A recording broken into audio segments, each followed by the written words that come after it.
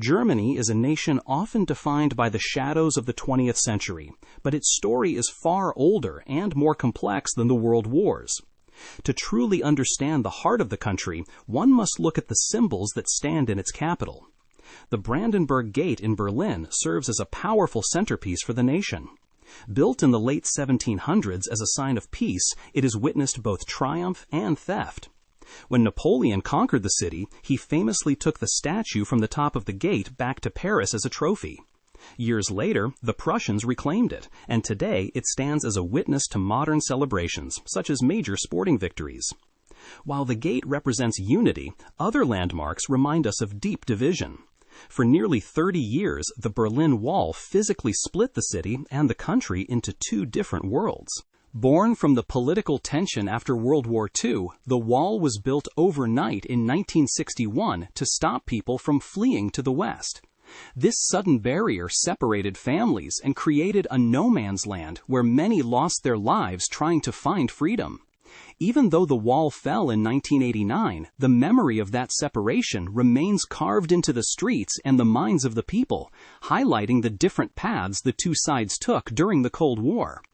The identity of Germany is not just found in its cities, but also in its geography. Rivers like the Rhine are more than just water. They are cultural icons that have inspired poets and composers for centuries. Historically, German influence stretched far beyond the borders we see on a map today.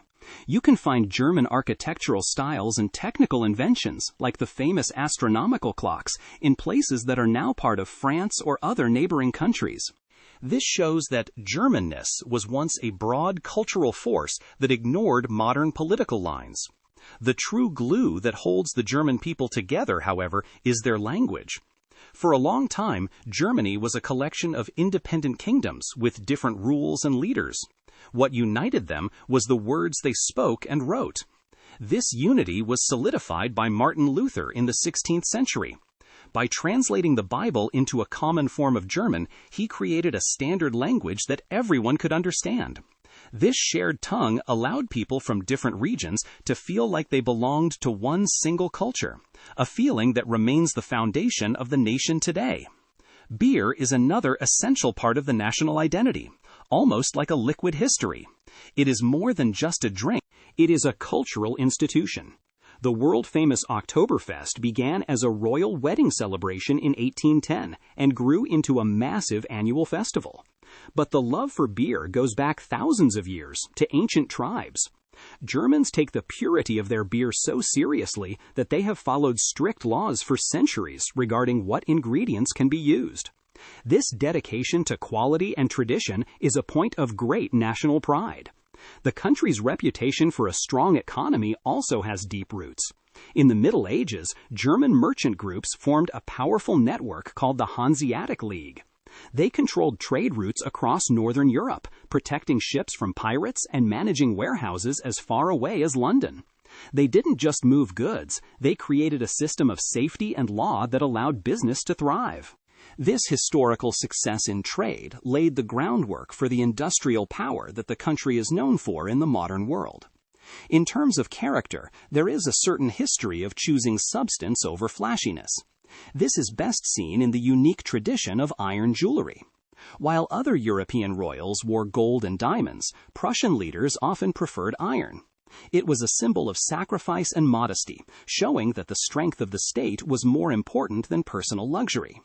During times of war, wealthy citizens would even trade their gold jewelry for iron versions to help fund the defense of their land. This iron spirit became a symbol of national resilience. However, the journey to the modern era was not without great suffering. The art of the early 20th century captures a darker side of the German experience. Through the work of artists like Kathik Holwitz, we see the pain of poverty, war, and loss. Her moving sculptures and paintings reflect the grief of parents who lost children to conflict and the struggles of the working class. These stories of hardship are a vital part of the history, reminding us that the path to the present was paved with both incredible achievements and profound human sorrow. Ultimately, Germany is a federation built on a shared language, a rich history of trade, and a deep respect for tradition. From the bells of medieval clocks to the cheers at a modern soccer match, the country's identity is a blend of old-world craftsmanship and a complex modern memory. By looking at the gate, the wall, the language, and the art, we see a complete picture of a nation that has constantly reinvented itself while holding on to the cultural threads that make it unique.